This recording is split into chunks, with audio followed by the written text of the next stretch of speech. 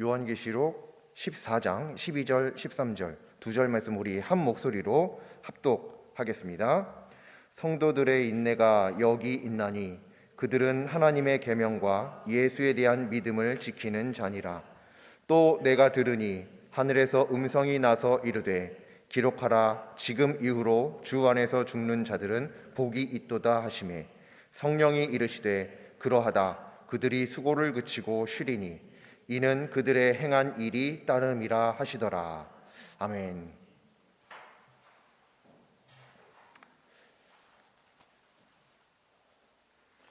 우리는 성도입니다.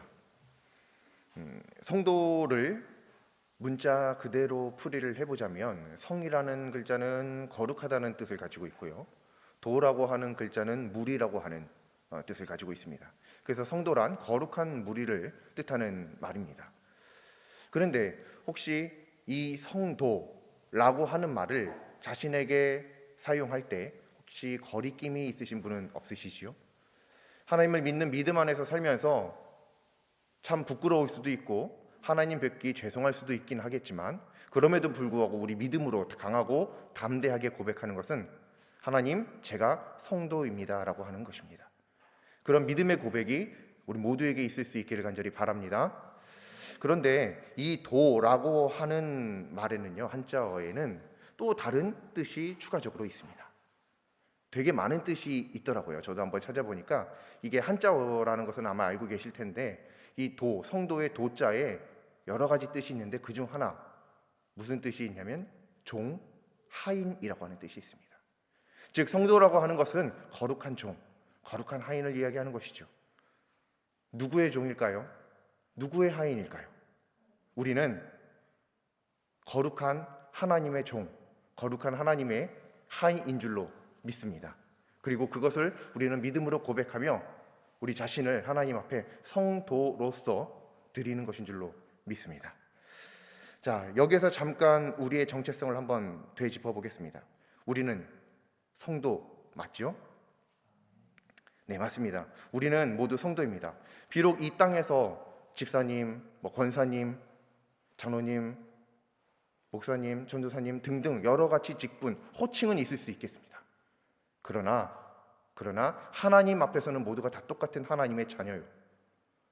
하나님의 보살핌 없이는 살아갈 수 없는 그저 연약한 하나님의 자녀들, 하나님의 성도인 것입니다. 그래서 우리 옆에 성도님들을 한번 바라보면서 사랑스러운 눈빛으로, 이게 중요합니다. 이제 인사를 나누실 텐데 그냥 인사는 별로 우리 맨날 하니까 의미가 없고, 사랑스러운 눈빛으로, 사랑스러운 눈빛, 우리 사랑스러운 눈빛 언제 이렇게 발산을 해봤는지 잘 모르겠어요. 사랑스러운 눈빛으로 옆에 성도님들, 주변의 성도님들과 함께 인사를 하는데, 이제 우리가 보통 인사할 때는 뭐뭐 하세요 보통 이렇게 이야기하지만, 오늘은 뭐 하라고 하기보다 내가 그런 사람입니다를 고백할 수 있었으면 좋겠습니다. 오늘 말씀의 제목과 같이 제가 성도입니다 라는 말로 함께 인사를 나누도록 하겠습니다. 함께 인사 나누실까요? 제가 성도입니다. 집사님, 권사님, 장로님, 제가 성도입니다. 네. 하나님의 종 된 사람을 일컬어 성도라고 부릅니다. 그래서 목사님도 성도이고, 또 집사님도 성도이고, 장로님도 성도이고, 다 똑같은 성도입니다. 우리나라에 전통적으로 잘못 퍼진 것이 있는데, 목사는요, 목자가 아닙니다. 이상하게도 우리나라에는 직분이 없는 평신도를 성도라고 부르면서 마치 이 성도가 뭔가 좀 부족한 사람으로 생각되는 그런 경향이 있죠. 그런데 하나님 앞에서, 이 땅에서는 여러 가지 호칭이 있을 수 있으나 우리 천국 가서는 그냥 하나님의 자녀요, 성도일 뿐입니다. 그래서 목자는 오직 예수님 한 분뿐이신 줄로 믿으시길 바랍니다. 성경에서도 분명히 말씀하시기를 내가 참 목자라고 예수님께서 말씀하시죠. 오직 목자는, 참 목자는 예수님 한 분뿐이시고, 우리 모두는, 심지어는 목사조차도, 목회자조차도 결국에는 하나님의, 예수님의 인도하심 없이는 한치 앞도 내다볼 수 없는 연약하고 유약한 어린 양에 불과하다는 사실이 믿음으로 고백되어지시는 우리 모두가 될 수 있기를 바랍니다. 그러한 의미에서 이 성도란 이름이 하나님께서 사랑하시는 하나님의 자녀들에게 그 사랑을 공평하게 나누어 주시는 그 사랑, 그 하나님의 광대하신 사랑을 드러내는 이름이라고 할 수 있겠습니다. 이러한 성도의 분명한 정체성을 기억하면서 오늘 하나님께서 누구를 성도라고 말씀하시는지 하나님의 말씀을 함께 듣겠습니다. 먼저 12절의 말씀입니다. 12절의 말씀은 현재 흔히 사용되는 문법으로 번역이 되어 있지 않아서 이게 무슨 말씀이구나라고 하는 어떤 느낌은 있을 수 있는데 정확하게 이게 무슨 뜻입니다라고 말하기는 약간 어려운 경우들도 있을 수 있겠습니다. 간단히 풀어보자면 성도란 인내하는 사람인데 그 인내는 구체적으로 하나님의 계명과 예수에 대한 믿음을 지키는 것이라고 말씀이 기록이 되어져 있죠. 그렇다라고 하는 것이 12절의 말씀입니다. 그리고 13절의 말씀으로 넘어가면 갑자기 분위기가 극으로 치닫는 것과 같은 인상을 주는 그런 말씀이 등장합니다. 사람이라면 두려워할 수밖에 없는 죽음과 관련된 말씀이죠. 요한계시록을 쓴 요한이 하늘에서 음성을 듣습니다. 그 음성은 지금 이후로 주 안에서 죽는 자들은 복이 있다. 그 사실을 기록해라 라고 하는 음성입니다. 그때 성령님께서 맞다, 그 말이 맞다라고 동의를 하시면서 그들이 수고를 그치고 쉬게 될 것인데 그 이유는 그들의 행한 일이 따라다닐 것이기 때문이다 라고 말씀을 하시는 것입니다. 그러니까 이 말씀은 결국 죽음을 앞둔 사람에게 복이 있다라고 하는 말씀인데요, 하나님을 믿지 않는 사람은 물론이거니와 하나님을 믿는 그리스도인들, 즉 성도에게도 믿기는 믿지만 그렇다고 꼭 즐겁지만은 못한 그런 말씀이 될 수도 있겠습니다. 그런데 오늘 함께 읽은 하나님의 말씀을 다시 천천히 살펴보시면 12절의 말씀과 13절 말씀에 차이점이 하나 있습니다. 혹시 아실런지 모르겠지만, 발견을 하셨는지 모르겠지만 12절에는 없는데 13절에는 있는 것이 있습니다. 그것이 무엇이냐면 13절 말씀 첫 번째 글자가 뭐냐면 또예요. 또라는 글자로 시작하는데 그 글자 앞에 동그라미가 하나 있을 것입니다. 그 동그라미는 성경에서 가끔 이렇게 볼 수 있는데 이것은 문단이, 우리나라 문법으로 치자면 문단이 나뉜다라고 하는 뜻입니다. 즉 우리가 문단과 문단이 나누어질 때 어떠한 기준을 가지고 나눈다라고 하는 사실을 알고 있을 텐데, 그렇기에 12절 말씀과 13절 말씀은 어떤 연관성이 있을 수는 있겠으나 문단이 다르구나, 다른 것을 이야기하고자 하는구나 라는 사실을 생각해 볼 수 있겠습니다. 그런데 사실은 이 말씀을 좀 거시적으로 14장 전체 말씀을 본다든지 13장과 15절 말씀 그 사이에 위치한 그 위치를 파악해 본다든지 하면서 보면은 12절 말씀과 13절 말씀이 매우 밀접한 연관성이 있다는 사실을 알아챌 수밖에 없게 됩니다. 떼려야 뗄 수 없는 매우 밀접한 연관성을 가지고 있는데요, 12절 말씀과 13절 말씀을 이어서 쉽게 한번 풀이를 해보겠습니다. 그러면 하나님에 대한 믿음을 지킬 때 어려움을 잘 참다가 보면 결국 여기가 중요하죠. 하나님에 대한 믿음을 잘 지킬 때, 잘 지키다 보면, 인내하다 보면 하나님께서 복을 내리시사 장수하게 하시고 건강히 낳게 하시고 하나님마다 잘 되게 하시고 창대케 하여 주신다, 이렇게 끝나면 얼마나 좋아요. 근데 오늘 말씀은요, 전혀 그렇지가 않고 너무너무 극으로 그리고 아래로 치닫는 말씀입니다. 어려움을 잘 참다 보면, 하나님을 향한 믿음을 잘 간직하고 견디고 인내하다 보면 결국 죽게 되는데 라는 거죠. 죽게 되는데 그게 복이다라는 말씀입니다. 그게 복이고 그 복을 받은 사람을 뭐라고 부르느냐? 바로 성도라고 부른다는 것이 오늘 말씀입니다. 12절 13절 말씀이죠. 굉장히 어처구니 없으면서도 과연 이 말씀을 복음으로써 또 기쁨으로써 받을 수 있을까 생각이 될 수도 있습니다. 게다가 이 요한계시록이라고 하는 이 묵시록이라고도 표현을 하죠. 이 묵시적인 성격으로 인해서 이 말씀을 어두운 말씀이다라고 하는 인상을 가지고 계시는 분들이 많이 계실 수도 있겠습니다. 하지만 이 요한계시록은 명백한 하나님의 말씀임을 믿습니다. 하나님께서 하나님의 사랑하시는 자녀들에게 주시는 복음의 말씀임을 믿습니다. 그리하여 비록 이 요한계시록이 종말에 대한 말씀이고 또 묵시록적인 어떤 말씀이라고 할지라도 이 말씀은요, 하나님을 믿는 그리스도인, 즉 성도에게는 참 소망이 되는 말씀임을 믿습니다. 오히려 이 말씀을 두려워할 자는요, 하나님을 믿는 그리스도인 성도가 아니라 하나님을 믿지 않는 자들, 비성도, 비그리스도인들이 이 말씀을 읽었을 때 두려움에 떨 수밖에 없는 것이죠. 원래 그래야 되는 말씀이고, 하나님께서 이 요한계시록을 통해서 하나님을 믿지 않는 자들에게 그렇게 살면 결국 지옥에 갈 수밖에 없고 멸망할 수밖에 없다라고 하는 두려움, 그래서 다시 복음으로 돌아와라, 돌이켜라라고 던지시는 하나님의 말씀인 것인데, 오히려 하나님을 믿는 우리들이 그 말씀을 보고 내가 그렇게 되면 어떡하지? 아니요, 그렇지 않습니다. 하나님께서는 그리스도인들에게 이 말씀을 통해서 천국에 대한 소망을 주시는 것입니다. 구원에 대한 확신을 가지고 있는 자들에게 하나님의 보좌 앞에서 예수님과 함께 하나님 앞에 영광 돌리고 영원토록 예배하는 예배자로서의 삶, 그 삶을 꿈꾸게 하는 말씀인 줄로 믿습니다. 그렇다면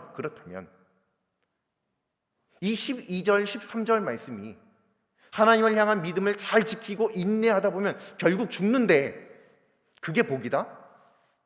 그리고 그렇게 죽는 사람들 보고 성도다? 나 성도 맞는데? 그럼 이게 어떻게 된 것인가? 라고 생각하게 만들 수 있다라고 하는 것입니다. 과연 하나님께서 이 12절, 13절 말씀 왜 하나님을 믿는 하나님의 자녀들에게 주셨을까요? 이제 이 말씀 안으로 더욱더 깊게 들어가 보도록 하겠습니다. 12절 말씀에서 하나님께서는 분명히 믿음을 지키는 것이 인내이고 인내가 믿음을 지키는 것이다, 이렇게 말씀하십니다. 12절 말씀은 제가 다시 한번 읽어보겠습니다. 성도들의 인내가 여기 있나니 그들은 하나님의 계명과 예수에 대한 믿음을 지키는 자니라. 아멘. 하나님께서 분명히 인내가 믿음, 믿음이 인내라고 말씀하고 계시죠. 그런데 이 인내와 믿음이 정말 그런 관계가 맞는가? 믿음과 인내를 서로 같이 놓을 수 있겠는가? 라고 생각해 볼 때 이건 조금 뭔가 이상한데 라고 생각할 여지가 있습니다. 왜 그러냐 하면 믿음이라고 하는 것은 좀 더 포괄적인 의미를 가지고 있으며 그 믿음을 상징할 때, 드러낼 때 그 안에 내포되어 있는 것으로 때때로는 인내를, 때때로는 충성을, 때때로는 사랑을 그 이유로, 그 근거로 내세울 수 있는 것이기 때문에 그렇습니다. 그런데 오늘 말씀에서는 하나님께서 인내가 곧 믿음이고 믿음이 곧 인내다라고 하는 것처럼 말씀을 하신다는 것입니다. 결론부터 말하자면 정말 맞는 말씀입니다. 단순히 이 말씀이 하나님의 말씀이기 때문이 아니라 우리가 읽지는 않았지만 13장 10절 말씀을 보시면 이렇게 나와 있습니다. 뒷부분의 말씀인데요, 성도들의 인내와 믿음이 여기 있느니라. 아멘. 하나님께서 말씀하시기를 분명히, 이건 성경책에 기록이 되어져 있는데 성도들의 인내 그리고 믿음을 한 선상에 놓고 말씀하고 계시더라라고 하는 것이죠. 그리고 여기에서 더 놀라운 사실은 무엇이냐면 뒷부분인데, 이 말씀은 뒷부분인데 앞부분을 읽으면 이제 전체를 한번 읽어보겠습니다. 사로잡힐 자는 사로잡혀 갈 것이요 칼에 죽을 자는 마땅히 칼에 죽을 것이니 성도들의 인내와 믿음이 여기 있느니라. 아멘. 그러니까 인내와 믿음을 같은 선상에서 하나님께서 말씀하시고 계시는데, 이것 그 앞에 인내와 믿음을 뒷받침하는 것이 바로 사로잡히는 것, 그리고 칼에 죽는 것을 말씀하시고 계신다는 것이죠. 사로잡히는 것, 칼에 죽는 것, 그렇게 되어야 인내할 수 있고, 그 인내하는 것이 왜 그러냐 하면 믿음 때문에 발생할 수 있다, 이런 측면의 말씀이죠.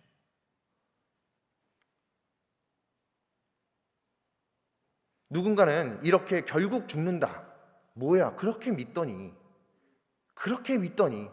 평생을 그렇게 믿더니 결국 그렇게 죽어 라고 생각을 할 수도 있습니다.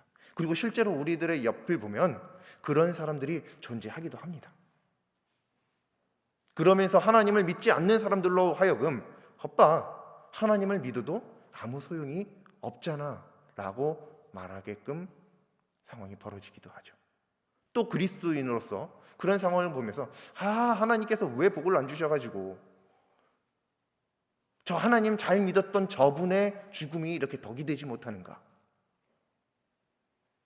그것도 그리스도인에게뿐만 아니라 비그리스도인에게까지 말이죠.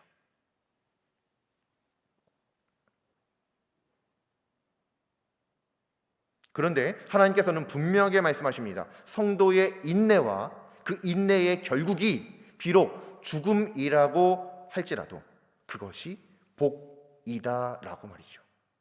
이것은 사람의 말이 아니라 하나님의 말씀입니다. 이것이 믿어지고 그 삶을 사모하는 사람이 바로 성도인 줄로 믿습니다. 본디 이러한 성도여야 자신을 하나님의 종이라 일컫기에 부족함이 없을 줄로 믿습니다. 13절 말씀을 한번 보시겠습니다. 이 말씀이 아주 특징적인 부분이 있습니다. 매우 많은 성도들에게 있어서 이 믿음이라고 하는 것은 매우 추상적인 개념 안에서 그저 입으로만 말하는 경우가 태반입니다. 그런데 12절 말씀에서도 알 수 있듯이 믿음은 어떤 개념으로만 존재하는 것이 아니라 분명하게 인내라고 하는 실제적 삶의 형태로 나타나더라 라고 하는 것입니다. 믿음이 말이죠. 그래서 하나님께서는 이 믿음과 인내를 같은 선상에 놓고도 말씀하시기도 했다라고 하는 것입니다. 그런 의미로 우리가 이 말씀을 다시 한번 볼 때 하나님께서 어찌하여 믿음이 곧 인내고 인내가 곧 믿음이다라고 말씀하셨는지 그 이유에 대해서 깨달을 수 있게 해주시는 것입니다. 13절 말씀에는 성도의 죽음을 복되다라고 말씀하시는데 그 근거가 등장합니다. 13절 말씀은 또 내가 들으니 하늘에서 음성이 나서 이르되 기록하라 지금 이후로 주 안에서 죽는 자들은 복이 있도다 하시매 성령이 이르시되 그러하다. 여기부터입니다. 그들이 수고를 그치고 쉬리니 왜 그러냐 이는 그들의 행한 일이 따름이라 하시더라. 아멘. 이게 약간 우리나라의 문법, 현재 사용하지 않는 문법으로 이렇게 기록이 되어져 있어서 이상하게 여겨질 수도 있는데 이 말씀은 무엇이냐면 주 안에서 죽는 자들이 복이 있는데 왜 그러하냐 하면 그들의 행한 그 일들이 따라오는 것을 볼 것이기 때문이다라고 하는 거죠. 무슨 말이냐면 그들의 죽음이 복된 이유는 하나님께서 그들의 현실 속에서의 삶을 기억하고 계시고 인정하시고 계시기 때문이다라고 하는 의미입니다. 우리가 잘 알고 계시는 말씀, 하나님은 사람은 외모를 보거니와 하나님은 어디를 보신다고요? 중심을 살피시는 분이시기 때문에 사람이 보지 못하는 것도 보시며 사람이 볼 수 없는 것도 바라보시는 분이신 줄로 믿습니다. 그 하나님께서 말씀하시는 것이 바로 이 말씀입니다. 그들이 행한 그 일들이 그를 따라다닐 거라고, 내가 했던 일이 나를 따라다닌다라고 하는 것입니다. 난 죽었는데 말이죠. 나는 죽었는데 내가 살아생전에 했던 일들이 나를 따라다닌다. 그게 무슨 일이냐, 무슨 말이냐면 실제로 어떻게 뭐가 뭐 이렇게 강아지 형상으로 따라다니겠어요? 그런 건 아니죠, 당연히. 무슨 말이냐면 하나님께서 기억해 주신다는 의미입니다. 하나님께서 잊지 않으신다라고 하는 것입니다. 근데 여기에 큰 함정이라고도 할 수 있겠는데요. 무엇이냐면 하나님께서 어떤 일은 기억하고 어떤 일은 기억하지 않겠다. 좋은 일은 기억하고 나쁜 일은 기억하지 않겠다. 나쁜 일은 기억하고 좋은 일은 기억하지 않겠다. 이런 식으로 말씀하지 않으셨다는 것이죠. 내가 좋은 일을 했어도 그 일을 기억하실 것이며 내가 나쁜 일을 했어도 그 일을 기억하시겠다라고 하는 말씀. 즉 하나님께서 내가 무슨 일을 하든 다 기억하시고 다 보고 계시고 중심까지도 살피시는데 하나님을 믿는 우리들에게 있어 그런 하나님이시라고 하는 사실을 믿는다면 하나님의 기억 속에 우리가 좋은 의미로 기억되기를 바랄 수밖에 없겠죠. 그렇기 때문에 우리들의 삶은 하나님께서 보시기에 착하고 선한 종으로서의 삶을 살아가야만 한 줄로 믿습니다. 그리고 그것은 때때로는 죽음으로 끝나고 누군가로부터 보여졌을 때 그 죽음은 참 덕이 되지 못하고 안타깝다라고 여겨질 수 있고 평가될 수 있으나 하나님께서는 반드시 그 삶을 기억하고 계신다는 사실 우리는 잊지 않아야 할 줄로 믿습니다. 그저 믿는다라고 하는 말 그게 전부가 아닙니다. 그저 직분이 전부가 아닙니다. 그저 교회 생활의 어떤 연수가 전부가 아닙니다. 성도의 믿음이란 인내이며 구체적인 그리고 현실적인 삶의 모습이라는 것입니다. 그래서 부모님으로 사는 삶을 믿음의 삶이라고, 또 직장인으로 사는 삶을 믿음의 삶이라고, 그리고 학생으로 사는 삶을 믿음의 삶이라고, 삶이 예배라고, 또 삶의 처소가 예배의 처소라고, 그리고 실제적으로 우리들이 보통 장례식에도 많이 가고 그러는 일이 발생을 하는데 그 장례의 이 장소가 슬픔의 자리가 되지 않고 하나님을 믿는 믿음의 사람들에게는 잔치의 기쁨의 자리가 되어야 한다라고 말할 수 있는 그 근거가 바로 여기에 있는 것입니다. 하나님께서 다 기억하신다는 것 말이죠. 그리고 그것을 기억하실 때 바로 믿음이라 말씀해 주시기 때문이다 라고 하는 것입니다. 이제 다시 한번 자신에게 질문해 보겠습니다. 정말 성도인가요, 나는? 다시 한번 옆에 성도님들과 이 하나님의 말씀을 굳게 믿는 믿음으로 인사를 나누어 보겠습니다. 제가 성도입니다. 아까와 같이 똑같은 인사를 한번 드리실 텐데 아마 아까는 그래도 조금 웃으셨거든요. 근데 지금은 표정이 별로 좋지 않으실 수도 있을 것 같아요. 뭐야, 뭐 그렇게 어려워 성도가? 뭐 이렇게 생각이 될 수도 있고 너무 어렵네, 나는 못하겠어, 뭐 이렇게 생각이 되실 수도 있고 그럴 수도 있겠죠. 그래서 표정이 어두우실 수도 있는데 그럼에도 불구하고 하나님께서 우리 표정을 찌그러뜨리기 위해 이 말씀 주신 것이 아니라는 사실을 믿는 믿음 가지고 있는 만큼 옆에 성도님들 보시면서 아까보다 더 사랑스러운 눈빛으로, 뭐가 중요하다고요? 사랑스러운 눈빛, 그게 중요하다고요. 그것 가지고 함께 인사를 나누도록 하겠습니다. 뭐라고 인사하냐면 제가 성도입니다 라는 인사 말입니다. 함께 인사드리겠습니다. 제가 성도입니다. 옆에 성도님들과 보면서 함께 인사드리도록 하겠습니다. 제가 성도입니다. 제가 성도입니다. 맞습니다.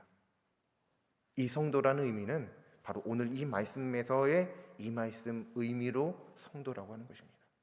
뭐 직분이 없어서 성도, 마땅히 부를 만한 호칭이 없으니까, 아니요, 그런 의미의 성도 아닙니다. 성도라는 말 자체가 애초에 그런 의미가 아닙니다. 성도는 거룩한 종, 즉 하나님의 종이라는 의미입니다. 얼마나 아름다운 이름인지 모르겠습니다. 사실 저도